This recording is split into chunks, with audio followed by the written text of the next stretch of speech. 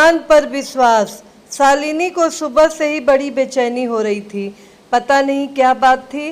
जानवी को तैयार करके स्कूल भेज दिया और नहाने चली गई।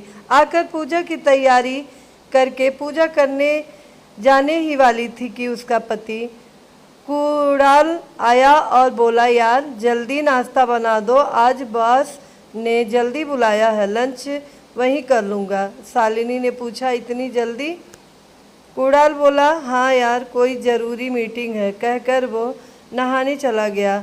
पता नहीं क्यों शालिनी को आज बहुत ज़्यादा बेचैनी हो रही थी। उसने बड़े ही अनमने मन से नाश्ता बनाया। कुणाल नाश्ता खाकर ऑफिस के लिए निकल गया। जल्दी से सब रखकर हाथ पांव धोए और भागी पूजा घर की तरफ और कहने लगी, मेरे कान्हा, आप मेरे सबसे अच्छे दोस्त हैं। अपने मन की हर बात कह देती हूँ मैं, फिर डर नहीं लगता, जैसे उन्होंने सब संभाल लिया हो।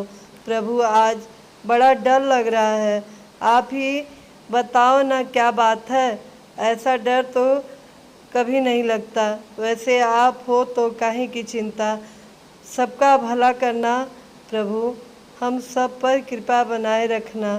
श्री बाके बिहारी तेरी आरती गाऊं, हे गिरधारी तेरी आरती गाऊं। आरती गाने में शालिनी ना जाने क्यों खो सी जाती। पूजा करने के बाद शालिनी घर के काम निपटाने में लग गई, जैसे सब ठीक हो गया हो।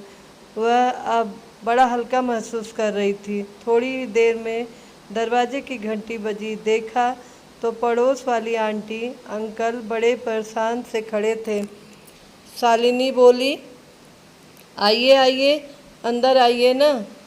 पर उन्होंने कहा, आज कुणाल यानी शालिनी का पति मिला था, कह रहा था ज़रूरी काम है, सुबह 8:30 की ट्रेन पकड़ने वाला था। जी अंकल, पर बात क्या है? शालिनी ने घबराते हुए पूछा। आंटी अचानक ही रोने लगी। बोली, उस लोकल में तो बम ब्लास्ट हो गया, कोई नहीं बचा। शालिनी के आसपास तो अंधेरा ही अंधेरा छा गया। उसकी क्या हालत थी, शब्दों में बयान नहीं की जा सकती। वह सीधे दौड़ते हुए कान्हा के पास गई। उन्हें देखा तो लगा ऐसा नहीं हो सकता। वह बस वहीं बैठे बैठे कान्हा कान्हा करने लगी। तभी उसका मोबाइल बजा, जो आंटी ने उठाया और खुशी से चिल्लाई, बेटा कुणाल का फ़ोन है, वह ठीक है। उसने आँख खोलकर कान्हा जी को देखा। लगा वो मुस्कुरा रहे हैं। वह भी मुस्कुरा दी।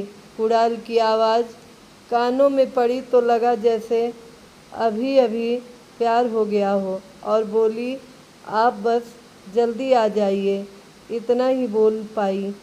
कुणाल घर आया तो वह ऐसे गले लगी जैसे किसी का लिहाज ही ना हो। थोड़ी देर में पूछा, हुआ क्या था बेटा, तुम ट्रेन में नहीं गए थे क्या?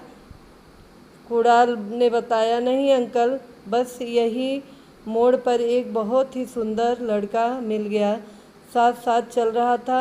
मैंने पूछा, कहाँ रहते हो, पहले तो कभी नहीं देखा तुमको। कहने लगा, यहीं तो रहता हूँ, आप कहाँ रहते हो? मैंने बताया कि मैं शिवम बिल्डिंग में रहता हूँ। ऑफिस का भी बताया। उसने बताया कि वह मेरे ऑफिस के पास ही जा रहा है, लेकिन टैक्सी से।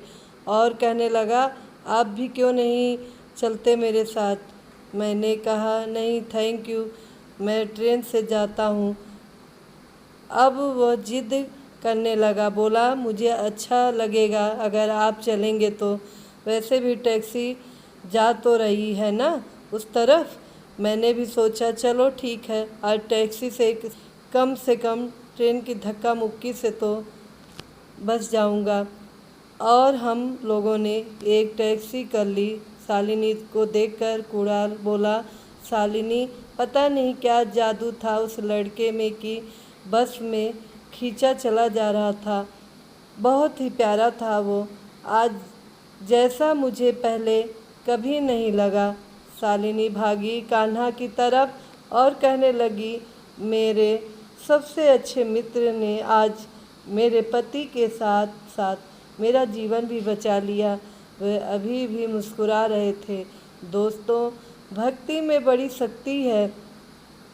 जिसका मन सच्चा और कर्म अच्छा है, वही भगवान का सच्चा भक्त है और ऐसे लोगों पर ईश्वर की कृपा हमेशा बनी रहती है। जय श्री कृष्ण। मित्रों, आप सबको कहानी पसंद आई हो तो लाइक कीजिएगा, कमेंट कीजिएगा, ज़्यादा से ज़्यादा शेयर कीजिएगा और हमारे चैनल को सब्सक्राइब कीजिएगा। साथ में बेल आइकन बटन को प्रेस कीजिएगा ताकि हमारे नए कहानियों का नोटिफिकेशन आप तक सबसे पहले पहुँचे। जय श्री कृष्ण।